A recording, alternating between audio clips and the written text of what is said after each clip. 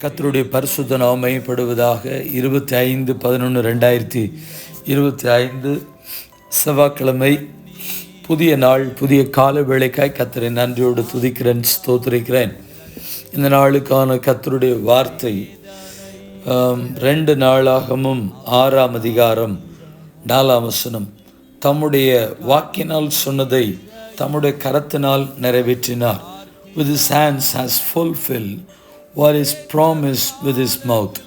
கர்த்தருடைய நாமம் மகிமைப்படுவதாக. உண்மையுள்ளவர், சொன்னதை செய்கிறவர், சொல்லாத ஒன்றையும் செயல்படுத்துகிறவர் அல்ல. தம்முடைய வார்த்தைகளிலே உண்மையுள்ளவராக இருக்கிறவர். கர்த்தருக்கு ஸ்தோத்திரம். இன்றைக்கு இருக்கிற காலகட்டத்தையும் இன்றைக்கு இருக்கிற சமுதாயத்தையும் பார்க்கும் பொழுது பொய்யான வார்த்தைகளும் பொய்யான வாக்குறுதிகளையும் சொல்லி ஜனங்களை மாயைக்கு நேராய் இழுத்து செல்கிறார்கள். பல நேரத்தில் அப்படிப்பட்ட வார்த்தைகள் நம்பகத்தன்மை கொண்டதாகத்தான் இருக்கிறது.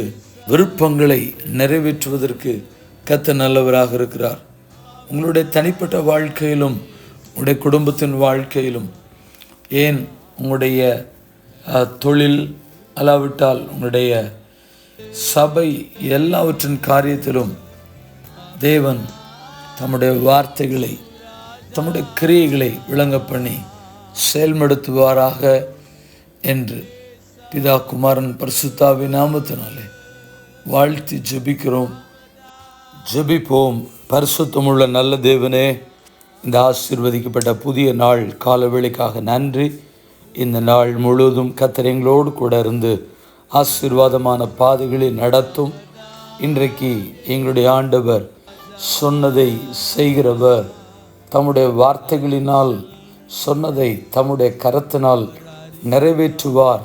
உங்களுடைய வாழ்க்கையில் சொன்ன வார்த்தைகள், உங்களோடு கூட பேசின வார்த்தைகள் அத்தனையும் பிதா, குமாரன், பரிசுத்தாவின் நாமத்தினாலே நிறைவேறுவதாக என்று சொல்லி வாழ்த்தி ஆசீர்வதித்து ஜெபிக்கிறோம். பரிசுத்தமுள்ள நல்ல பிதாவே, ஆமென். வாழ்த்துக்களுடன் ஜெபங்களுடன் pastor Jebadas. WhatsApp 9345353 730. May Jesus bless you all. Amen.